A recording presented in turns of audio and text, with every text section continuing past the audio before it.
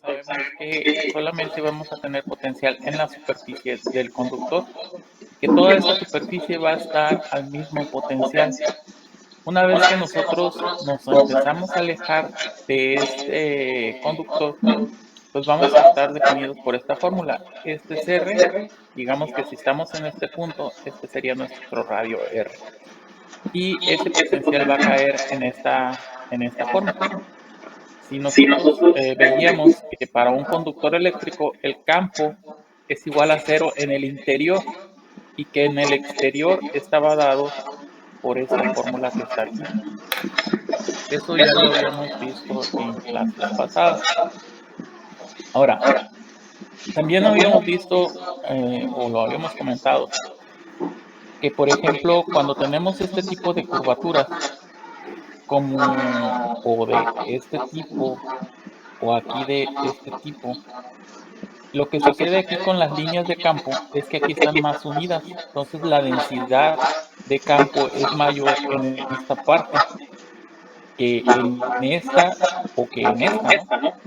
Y eso es solamente por la forma de la superficie, ya que el campo es perpendicular a la superficie. Entonces, si aquí tenemos una superficie muy cerrada, las líneas de campo se van a ver como muy abiertas, ¿no? Si tenemos una superficie menos cerrada, se van a ver más uniformes. ¿Ok?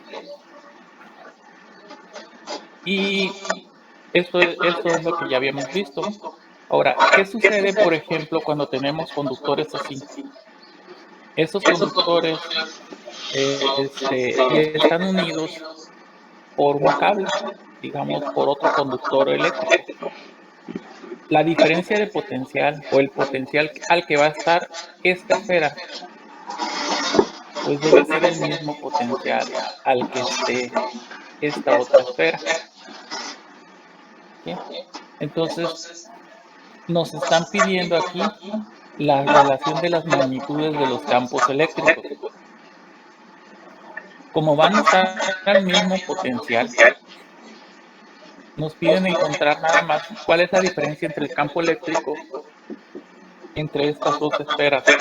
Sabemos, por ejemplo, que la fórmula del potencial es K por Q sobre R, ¿no? Entonces, para la primera esfera, pues sería K por Q sobre R1 entre K por Q2 sobre R2.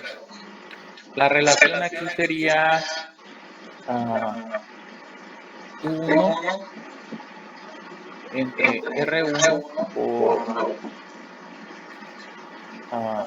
R2 sobre Q2. Mm,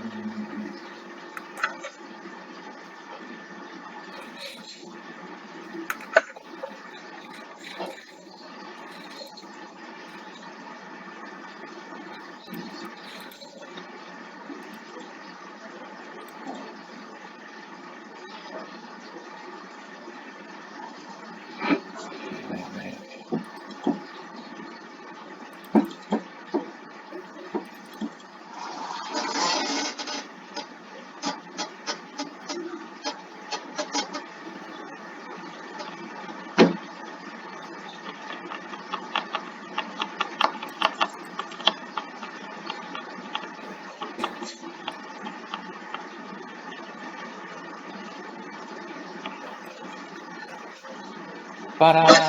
Bueno, vamos a continuar. Esa sería la relación de el potencial 1 sobre el potencial 2. Como K es la misma constante, esta sería la relación que define a esas dos esferas. Igual a K por Q sobre R cuadrada, ¿no? Pues ahí también podríamos sacar una relación.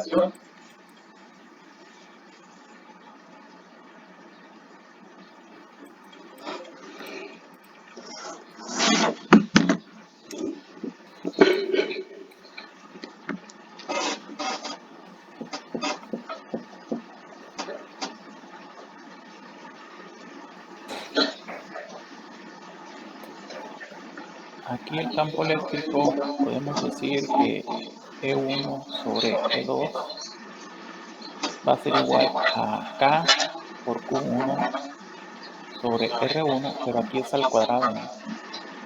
Entre K por Q2 sobre R2 al cuadrado.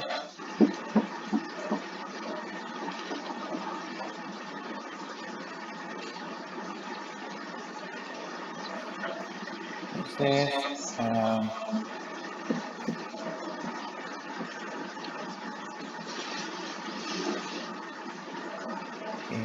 no, aquí la relación no es así.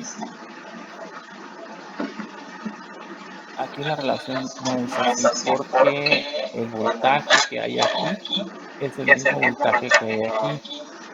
Entonces aquí tenemos que K por Q por R1 tiene que ser igual, V1 es igual a V2. Esto sería igual a K por Q2 sobre R2. Entonces, si de esta expresión que está aquí eliminamos K, nos quedaría que Q1 por R1 es igual a Q2 sobre R2. Esas serían las relaciones que hay en voltaje entre estas dos esferas. Ahora, la relación del campo eléctrico que hay entre ellas es así. Como el campo eléctrico va a ser diferente, aquí podemos eliminar K. Eliminamos K de aquí y K de acá. Nos quedaría que Q1 sobre R1 cuadrado, esto sería igual a E1 entre E2, va a ser igual a R2 al cuadrado sobre Q2. Si aquí vemos, si de esta parte, de esta relación de voltajes, ponemos Q1 sobre Q2, sería igual a R1 sobre R2. Entonces, en esta ecuación que está aquí, podemos poner, bueno, acomodar a R2 al cuadrado sobre R1 al cuadrado. Q1 sobre Q2, Q1 sobre Q2 es igual a esto que está aquí, R1 sobre R2. Entonces la relación que hay entre los campos sería R2 sobre R1.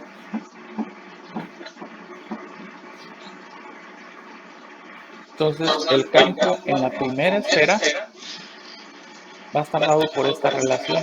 Como R2 es más grande que R2 aquí es menor que R1, entonces ¿cómo va a ser esa relación? Va a ser menor, ¿no? El campo E1 entre E2, el campo que está aquí, debe ser menor que el campo que se genera acá. Y eso es por el tamaño de la superficie. Aquí es más pequeño. Y aquí van a estar, como la superficie es más grande, van a estar más dispersas las líneas de campo. Eso es lo único que nos está diciendo esto. Que mientras más pequeña es ese radio, las líneas de campo pues tienen que estar más. Habrá más líneas de campo aquí, será más intenso que en este tipo de superficies.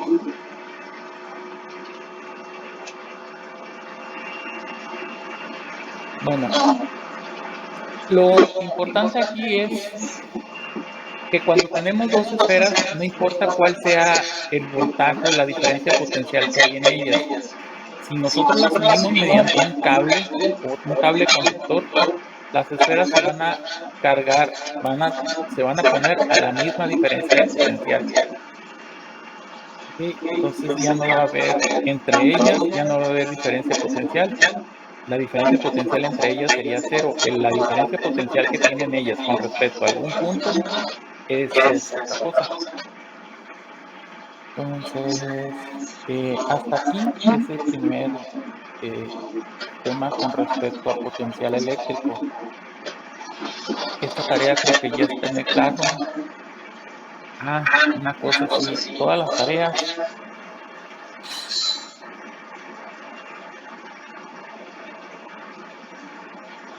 en computadora,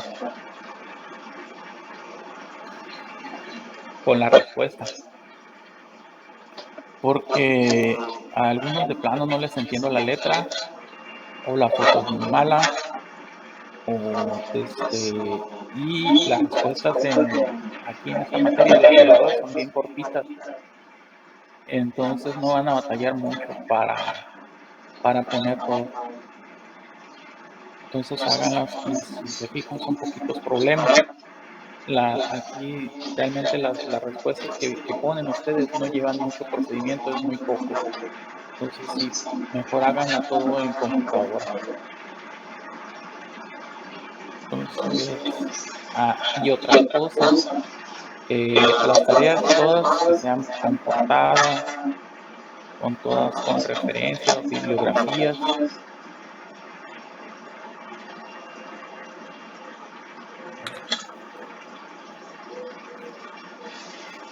Y cuando hagan la portada, como ustedes son los autores de su trabajo, es su tarea. Primero, en todos los trabajos donde ustedes sean los que lo están haciendo, primero pongan su nombre. Primero el nombre de ustedes y después el nombre del maestro, el nombre de quien les haya ayudado o no sé, lo que ustedes quieran. Pero primero en todos sus trabajos, apréndanse o acostúmbrense a poner primero su nombre, ¿no? Esa es una de las cosas que les he estado señalando en los trabajos que han subido. Que pongan portada, que pongan bibliografía y que pongan su nombre primero. No pongan el nombre del maestro primero. Ustedes son los que están haciendo este trabajo. Entonces pongan ustedes primero su nombre. ¿Qué más vamos a mirar? El siguiente tema son capacitancia. Ah, los capacitores se forma una capacitancia cuando tenemos dos conductores con carga. No importa, aquí está señalado como positivo o negativo. La verdad es que con que exista una diferencia de potencial eléctrico entre ellos dos, aquí se va a formar un capacitor. ¿Ok? Entonces, si yo tengo una placa a 40 volts por acá tengo una placa a 80 volts, la diferencia de potencial, aunque los dos sean positivos, la diferencia de potencial entre los dos va a ser 40 volts. ¿Ok? Esa sería la diferencia potencial. Y si este voltaje es negativo, entonces la diferencia potencial serían 80, serían como de 120 volts. ¿Ok? Entonces, no necesariamente para que exista un capacitor, las dos tienen que ser positiva y negativa. Basta con que una sea más positiva que la otra o más negativa, ¿no? Entonces, eso es lo que forma, en teoría, un capacitor. Entonces, cuando tenemos un capacitor, entre estas dos placas se forma un campo eléctrico. ¿Sí? Si a ese campo eléctrico se almacena cierta carga, aquí entre estas dos placas se almacenan cierta carga, y esa carga que se almacena siempre va a ser igual a esta a la diferencia de potencial y crean una constante C. Esta constante depende de las medidas físicas de aquí de esto que estamos haciendo o de la forma. Entonces, como nosotros estamos aplicando la diferencia de potencial y nosotros podemos definir la forma que va a tener este objeto, podemos determinar la carga que tiene un capacitor. Entonces, la definición experimentalmente se ve que esta fórmula es la que describe el fenómeno que pasa entre estas dos placas. La diferencia de potencial nosotros la tenemos definida como K por Q sobre R. Si estos dos son iguales, nos quedaría nada más R sobre K. Y K es igual a 1 sobre 4 pi epsilon 0. Entonces tendríamos que la capacitancia es 4 pi epsilon 0 por R. ¿Ok? Entonces, si se fijan, esto es una constante y esto depende en realidad de las dimensiones o las medidas de esto. Esta fórmula es como suponer que yo tengo una carga, un algo cargado aquí, un conductor cargado, y este conductor lo rodea otra esfera. ¿Ok? Este sería una esfera muy pequeña y la otra sería una esfera. El radio de esta esfera, el radio es R, pero el radio de esta otra, R, es igual a infinito. Entonces, si calculamos la diferencia de potencial entre esto cuando este es infinito, nada más nos va a dar la diferencia de potencial de esto. Entonces, esta fórmula viene de aquí, ¿ok? De suponer cuál es la capacitancia que tiene una carga, un conductor cargado, nada más. Entonces, las unidades de capacitancia son los faradios y es igual a Coulomb sobre Volt. Un faradio sí es una cantidad muy grande. Y normalmente nosotros comercialmente vemos capacitores de 100 micros, de 1 micro o 0.01 micro. Son el tipo de capacitores que vemos. En algunas fuentes vamos a ver, por ejemplo, capacitores de 2000 microfaradios, que serán más o menos de los más grandes que van a estar viendo, 3000 microfaradios. Quizás sean estos de los más grandes que van a estar viendo así. Entonces, ¿qué más? Bueno, ya les explicaba ahorita cómo sale eso. Y en esta unidad vamos a hacer también una práctica. Pero esa práctica, como ustedes, ¿de qué carrera son?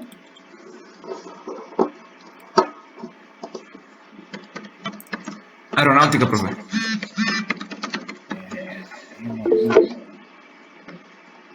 Como ustedes son de esa carrera donde casi no llevan electrónica, vamos a usar y muchos de ustedes llevan alguna materia de mediciones eléctricas o algo así, donde les enseñen a usar el multímetro, el osciloscopio, las fuentes. Nosotros llevamos fundamentos de electricidad y electrónica y más adelante llevamos circuitos. Ok, bueno. Y nadie de ustedes tiene productos, ni tiene Yo sí. multímetro. Yo tengo. Yo sí tengo un multímetro. ¿Quién no tiene? Pues yo no tengo, profe. No sé. Ok, bueno, está bien. Vamos a hacer, ¿están viendo mi pantalla? Sí. Ok, vamos a hacer nosotros, utilizar la página de Tinkercad. Esta nos va a permitir simular circuitos. Vamos a ver esto.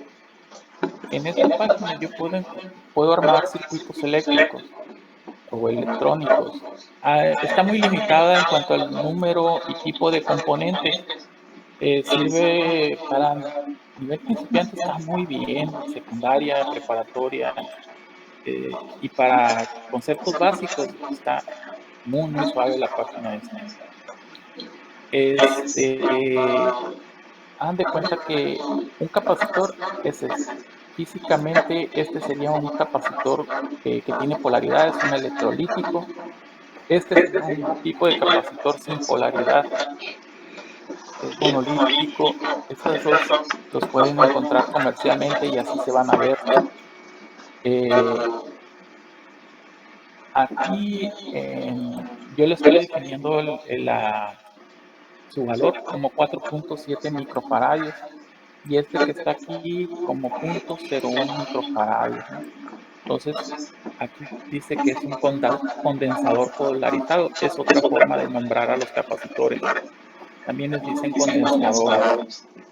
Entonces, pero si ustedes van y compran uno a una electrónica, digan que quieren capacitor de 1 microfaradio, y cuando los compran, ustedes tienen que decir de qué voltaje son. O sea, van a decir, no, pues quiero un capacitor de 1 microfaradio a 20 volts. Si ustedes piden un capacitor de 1 microfaradio, digamos, a 200 volts, pues serían como los que usan los aires acondicionados. Sería mucho más grande, ¿no? Sería casi del tamaño de, ¿qué será? De media lata de sodas, no sé, así. Y este a 15, digamos, de a 15 volt, 20 volt, sería como del tamaño del ancho de una USB. Entonces, y el precio también es muy distinto. Y nada más necesitamos capacitores pequeños. Entonces, aquí en esta página ustedes pueden encontrar osciloscopios, fuentes, y muchos componentes. Pueden encontrar y simularlos. No sé quién ya haya entrado a esta página y haya hecho algo. Entonces, si no la conocían, pues está bueno que se metan y vean algo, que busquen algún circuito que les interese armar. Por ejemplo, aquí en esta ya tengo dos osciladores, son 2.55. Estos, dependiendo del valor del capacitor y de estas dos resistencias, van a generar un tren de pulsos. Si yo varío esos valores de resistencia, voy a generar otro tren de pulsos a otra frecuencia. Este circuito que está aquí es un circuito digital que es un multiplexor, de 2 a 1. Tiene dos entradas, una salida. Entonces, en la salida yo voy a ver la señal de pulsos que genera un oscilador, y con el switch yo cambio, voy a ver la señal de pulsos que me genera el otro oscilador. Lo malo de esta página es que mientras más dispositivos tienes, más lenta se pone. Ok, entonces hasta ahí. Y ahí se ve el cambio en los pulsos, ¿no? Si lo hago por proto, por la parte de atrás, lo único que tengo son cables. Ok, son esas plaquitas de metal con las que hace contacto. Entonces, esas placas de metal son las que están aquí. Entonces, si yo agarro, por ejemplo, un condensador, un capacitor, y lo pongo ahí, lo que estoy haciendo es unir esta fila con esta fila de puntos de este capacitor en medio. Si yo aquí, por ejemplo, conecto una pila, ¿ok? A este voy a poner el negativo aquí. Vamos a cambiarle el color a negro. Y aquí voy a poner el positivo. Voy a poner el 2.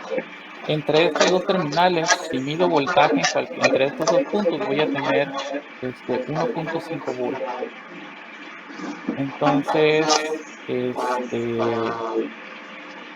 más o menos así funcionan los protos. Están muy sencillos y se utilizan mucho en electrónica.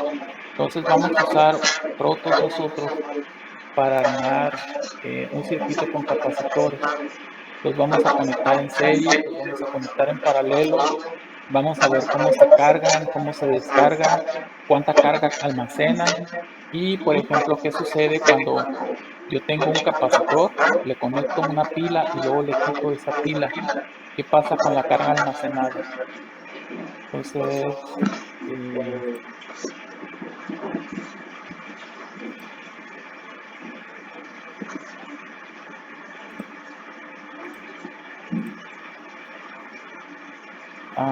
por ejemplo,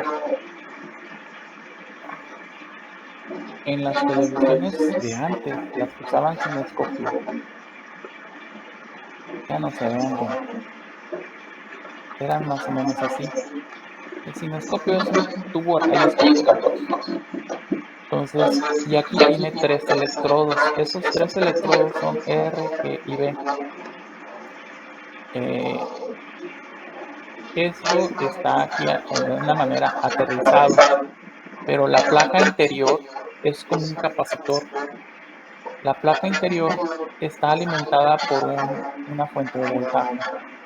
La fuente de voltaje en las televisiones era generada por era amplificada por un flyback, así les decían, un flyback. Y aquí en la base de este flyback le llevaban como 1500 volts. Dentro de este flyback había un arreglo de capacitores, de tal manera que el voltaje que era aquí andaba como en los 45,000 a 60 o 75,000 volts, dependiendo del tipo de televisión. Mientras más grande la pantalla y más plana, más alto el voltaje en el interior. Funcionaban como un gran capacitor. Entonces, cuando la señal de televisión llegaba, de aquí salía un rayo de electrones que era atraído por esta placa. Entonces, los rayos se juntaban, los 3 colores, las intensidades. ¿Okay? Y esa frecuencia con la que impactaban aquí creaba el color en las pantallas. Si vemos la pantalla de frente, ¿okay? Este rayo que está aquí, a través de unas bobinas que llevaba aquí, movían el ángulo de este rayo. Se movía de derecha a izquierda y generaba una señal triangular, porque había una señal triangular que hacía esto y hacía un barrido. El barrido de esto era de 60 Hz, ¿okay? Pero la frecuencia de cada punto aquí era como de 1.5 kHz. ¿Okay? Entonces era una frecuencia muy alta en la parte del horizontal. En el vertical tenemos con que 60 Hz y se acabó. De hecho, las televisiones funcionaban a 30 Hz y era una retención. O sea, cada punto que estaba ahí lo retenía otra vez. Entonces, y con eso evitaban el parpadeo de las teles. Entonces, el voltaje que había aquí adentro era 45,000. Si yo desconectaba la televisión, esta pantalla podía durar días cargada. Entonces, si ustedes querían arreglar una tele de estas y tenía días desconectada y por error tocaban la placa de circuito impreso por abajo de esto, les quemaba la mano. O sea, les metía un buen susto. Y sí les hacía un hueco en la mano ahí donde ustedes tocaban. Entonces, cuando ustedes toquen un capacitor, aunque ustedes lo hayan visto que lo desconectaron, tienen que utilizar un desarmador o un algo para hacer un corto entre sus puntas. Tienen el símbolo del capacitor es este. Con que ustedes hagan una conexión entre estas 2 puntas, eso hace un corto. Y eso hace que se descargue de inmediato. De hecho, genera una chispa. Van a ver una chispa ahí. Y con eso se pueden asegurar de que ya no van a tener problemas. Y que lo van a tocar después. Entonces, la siguiente clase vamos a iniciar ya a ver capacitores. La siguiente semana estaríamos haciendo la práctica. Va a ser en simulación ahí en la página esa que vimos, porque sí nos haría falta estar en el laboratorio, ¿no? Para hacer todo eso, que todos tuvieran multímetros. Entonces, nos vemos el jueves.